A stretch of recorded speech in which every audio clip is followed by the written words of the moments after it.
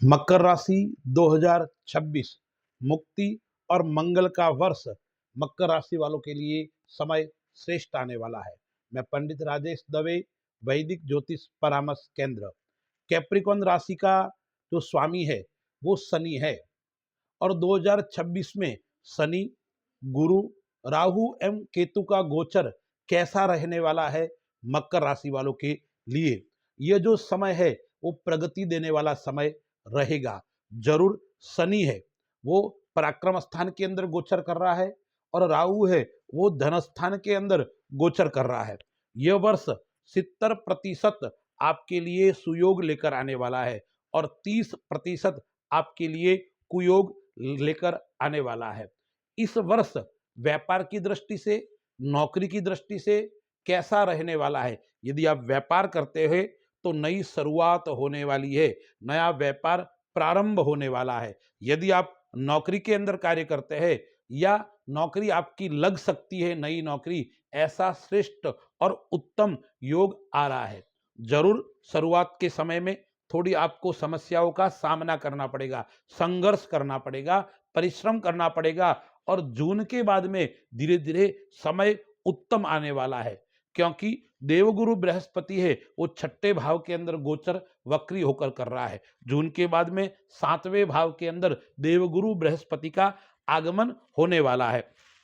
तो व्यापार के अंदर आप काफी समय से प्रयत्न कर रहे थे, किसी योजना बनाई हुई थी, योजना वो साकार नहीं हो रही थी, तो यह 2026 के अंदर आपके जो रुके हुए कार्य है, जो आपके कार्य नहीं हो रहे थे, वो सब कार्य होने वाले हैं। यानी रुकावट धीरे धीरे समाप्त होने वाली है और अंत समय में आपको श्रेष्ठ ऊंचाई देकर यह समय जाने वाला है।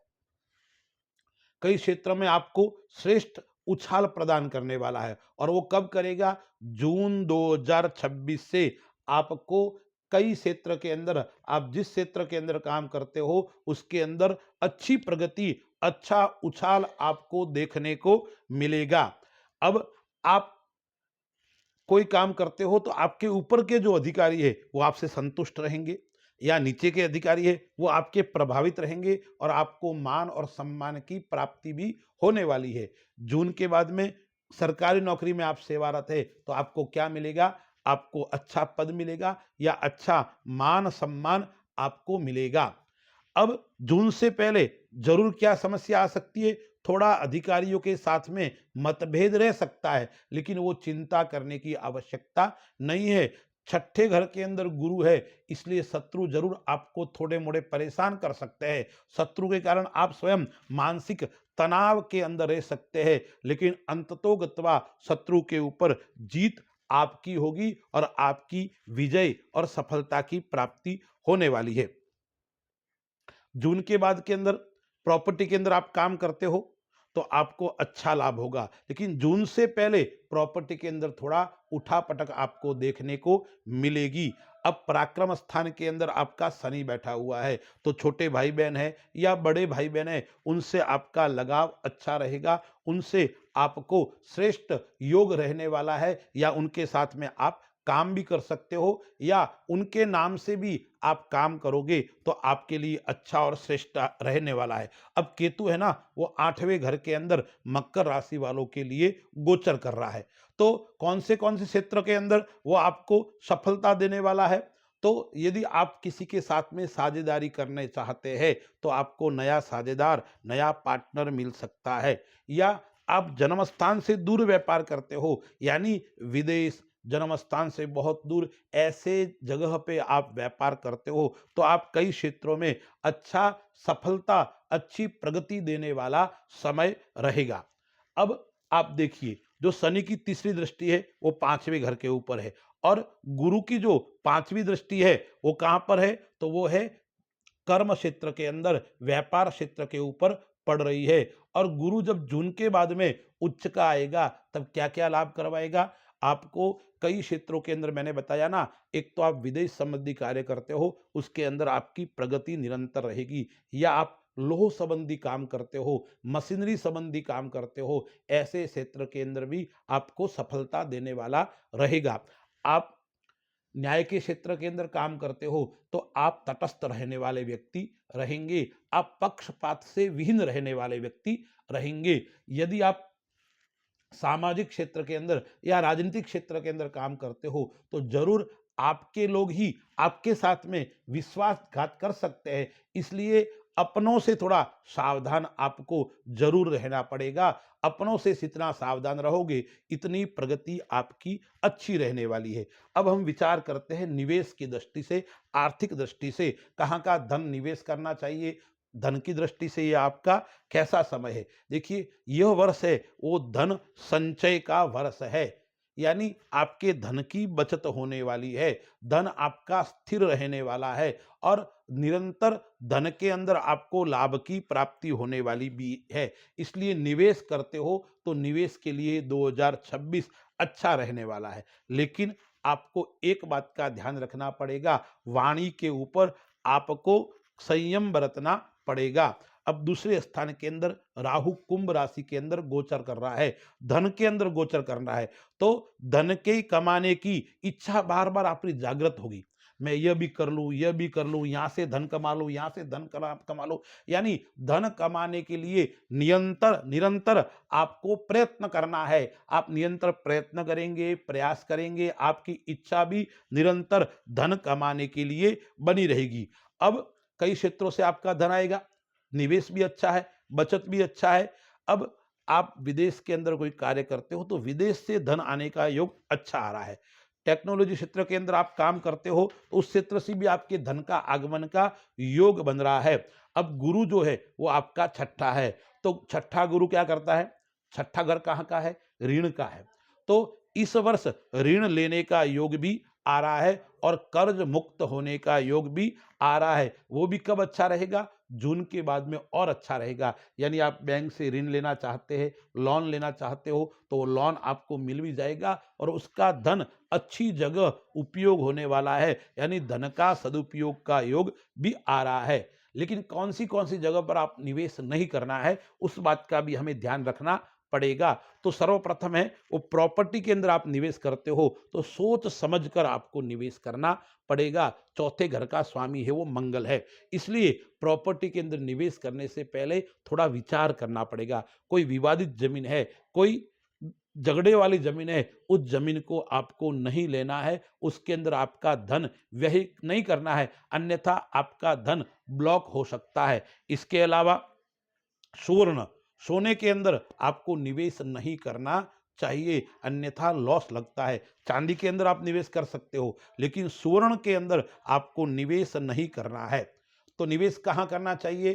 तो सट्टे बाजार के अंदर आपको निवेश करना चाहिए। इसके अलावा शेयर मार्केट के अंदर मकर राशि वालों को निवेश करना अति लाभदायक रहेगा। लेकिन अब देखिए, जो राहु है वो धनस्थान के अंदर बैठा हुआ है, शनि वो पराक्रम के अंदर बैठा हुआ है, गुरु है वो कहाँ बैठा हुआ है?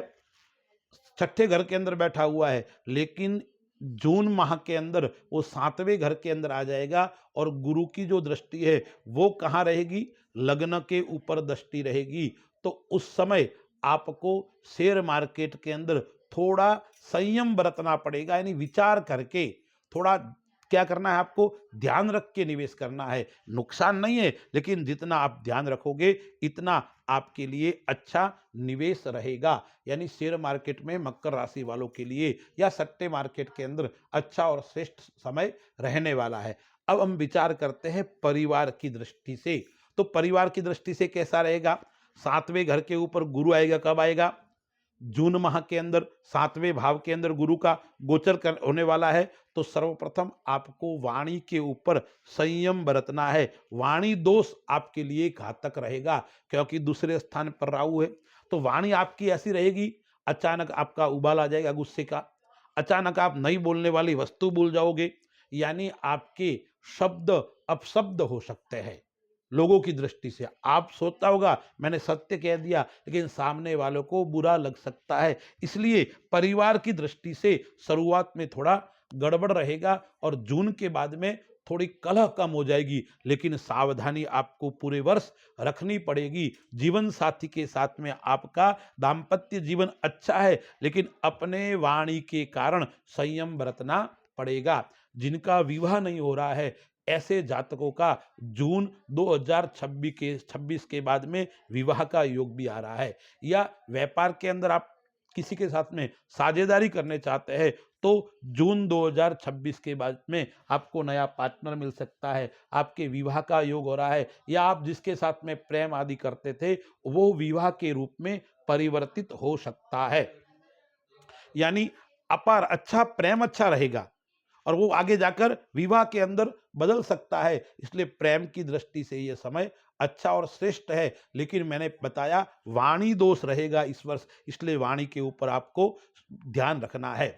पुराने संबंध सुधर सकते हैं, यानी आपके किसी परिवार के अंदर अनबन चल रही थी, वो अनबन धीरे धीरे समाप्त हो सकती है और पहले जैसे अच्छे व्यवहार थे वो संबंध आपके पुनः स्थापित हो सकते हैं। यानी पुराने संबंध सुधरने की योग भी आ रहा है और परिवार की आपको सहयोग मिलेगा। आपकी उन्नति में परिवार मदद रूप आपको बन सकता है। बड़ा भाई है, छोटा भाई है, बहन है, माता पिता है, ऐसे सब लोग आपको मदद रूप बनने वाले हैं, यानी आपको सहयोग करने वाले हैं। अब भाई बहन से अच्छा रहेगा।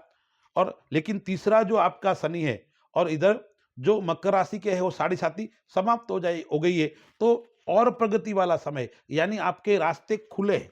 आपको मेहनत करनी है, आपको परिश्रम करना है, आपके सामने आपको अच्छे अच्छे योग आने वाले हैं। रास्ता आपके सामने एकदम क्लियर है। तो साढ़े साथी समाप्त होने के बाद में मकर राशि वालों के लिए बहुत अच्छा और श्रेष्ठ समय है। अब हम विचार करते हैं स्वास्थ्य की दृष्टि से। आरोग्यता बहुत जरूरी है। जीवन के अंदर व्यक्ति आरोग्य होता है यानी स्वस्थ होता है, तो कई प्रकार की समस्याएं स्वतः ही समाप्त हो जाती है। तो स्वास्थ्य की दृष्टि से बड़ा सुधार आने वाला है। कोई पुरानी बीमारी चल रही तो वो समाप्त हो जाएगी, उससे आपको निजात मिल सकती है, उससे आपको मुक्ति मिल सकती है। या कोई बड़ी बीमारी का योग भी इस वर्ष आपको आने वाला नहीं है। यानी आपकी जो शक्ति है, रोग प्रतिरोधक शक्ति, वो आपकी अच्छी रहेगी। यानी रोग के सामने लड़ने के लिए आप हर समय तैयार रहेंगे, आप मजबूत रहेंगे। इसलिए आपको निरंतर व्यायाम करना पड़ेगा। निरंतर आपको क्या करना पड़ा, योग और प्राणायाम के ऊपर ध्यान देना पड़ेगा। लेकिन 8वां केतु है सिंह राशि के अंदर, वो क्या क्या समस्या कर सकता है, वो छोटी मोटी बीमारी का योग करता है। एक तो पाइल्स संबंधी यानी मत्स्य संबंधी बीमारी उत्पन्न कर सकता है, इसलिए विशेष सावचेत रहना पड़ेगा। जितनी सावधानी इतनी आपके लिए श्रेष्ठ और अच्छा रहने वाला है। तो एक तो क्या है पाइल्स, फिर कमर और पथरी, ऐसी बीमारी छोटी मोटी, बड़ी बीमारी नहीं, वो आपको बार बार परेशान कर सकती है, इसलिए आपको विशेष ध्यान रखना पड़ेगा। अब जून तक क्या है, छठा गुरु है। छठा गुरु क्या करेगा, आपका कद वजन बढ़ा सकता है, यानी मोटापे की शिकायत आपको रहेगी, इसलिए आपको जरूर खान पान का ध्यान रखना पड़ेगा। जून के बाद में ये समस्या कम हो जाएगी, लेकिन जून तक आपका मोटापा बढ़ सकता है, उस बात का विशेष ध्यान रखना पड़ेगा। फैट, लीवर, ऐसी छोटी मोटी समस्याएं भी आपको रह सकती है। और दूसरा है चोट और खरोच का योग बन रहा है, इसलिए आपको क्या करना है, वाहन गाड़ी आदि धीरे चलानी चाहिए। जितनी वाहन चलाते वक्त आपकी सावधानी रखोगे, सावधानी हटी और दुर्घटना घटी वाली युक्ति आपके साथ में साकार हो सकती है, इसलिए वाहन आदि चलाते वक्त आपको बहुत सावधानी रखनी पड़ेगी। अब हम विचार करते हैं शिक्षा की दृष्टि से यह वर्ष कैसा रहने वाला है। कैप्रिकॉन राशि है, उसका स्वामी क्या है, शनि है। तो शनि जिसका स्वामी होता है, और शनि कहाँ बैठा है, पराक्रम स्थान के ऊपर बैठा हुआ है। दृष्टि कहाँ डाल रहा है, विद्या स्थान के ऊपर दृष्टि डाल रहा है। तो शनि क्या करवाएगा, न्याय का ग्रह है। शनि क्या है, सिद्धांत का ग्रह है। इसलिए जितनी आप मेहनत करोगे इतना श्रेष्ठ परिणाम आएगा। परिणाम अच्छा आने वाला है, लेकिन परिश्रम आपको करना पड़ेगा। निरंतर आपको अपने लक्ष्य के प्रति सजग और सावधान रहना पड़ेगा। इसलिए एक बात और आपको ध्यान रखना है, क्या रखना है, अपने मित्र कम होने चाहिए इस वर्ष। मित्रों के साथ में समय व्यतीत आपको नहीं करना है। और मैं तो यह कहता हूं शनि आपको क्या दिला सकता है, इनाम दिला सकता है, आपको प्रशस्ति पत्र दिला सकता है शिक्षा की दृष्टि से, यानी आपको मान और सम्मान की प्राप्ति इस वर्ष है, यानी परीक्षा के अंदर सफलता, विद्या के अंदर सफलता शनि के कारण मिलने वाली है, लेकिन आपको लक्ष्य नहीं भटकना है, लक्ष्य से आपको चूकना नहीं है, उस बात का ध्यान रखना है। अब शनि की दृष्टि है, शुक्र का घर है, वहां वृषभ राशि है, तो आपको क्या होगा, उच्च अभ्यास का योग भी यह करवाएगा। तीसरा शनि और छठा गुरु साथ में क्या करवा सकता है, नौकरी का योग भी करवाएगा। यानी विद्यार्थियों के लिए यह नौकरी सुवर्ण जैसा समय है। नौकरी आप जिस क्षेत्र में चाहते हो, तीसरा शनि पराक्रम के अंदर और छठा जो गुरु बैठा हुआ है, फिर सातवां आ जाएगा, तो वर्ष से अंत तक आपको नौकरी दिला सकता है। राजकीय सेवा में जाने के लिए भी ये समय उत्तम और श्रेष्ठ है। आप लॉ के स्टूडेंट है या फाइनेंस संबंधी आप अध्ययन करते हो, तो आपको श्रेष्ठ और अच्छा रहने वाला है। लेकिन एक बात का आपको ध्यान रखना पड़ेगा, आप जिस जहां पर अध्ययन करते हो उस दिशा आपके लिए कौन सी अच्छी है। तो दक्षिण दिशा की ओर बैठना नहीं है, आपको उत्तर की ओर बैठकर आपको अध्ययन करना है। आपका मुंह कौन सी दिशा में होना चाहिए, उत्तर दिशा में होना चाहिए। यदि आपका मुंह उत्तर दिशा में या पूर्व दिशा में बैठकर आप पढ़ाई करोगे, तो आप एकाग्र बनोगे, आप विद्या के अंदर सफलता को प्राप्त करने वाले व्यक्ति रहेंगे। अब एक दो बातों का मैं आपको सावधान करने के लिए कहता हूं, वो आपको सावधानी रखनी है।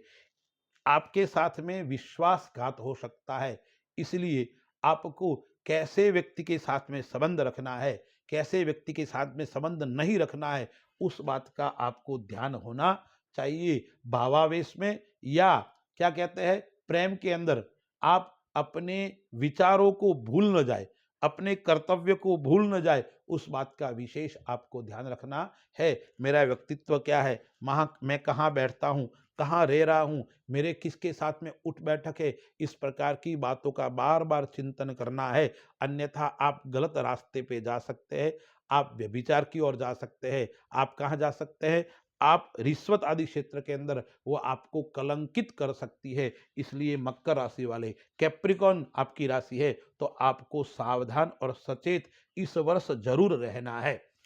अब हम अन्य अन्य क्षेत्र के अंदर भी आपकी अति प्रगति रहेगी विद्यार्थियों के लिए।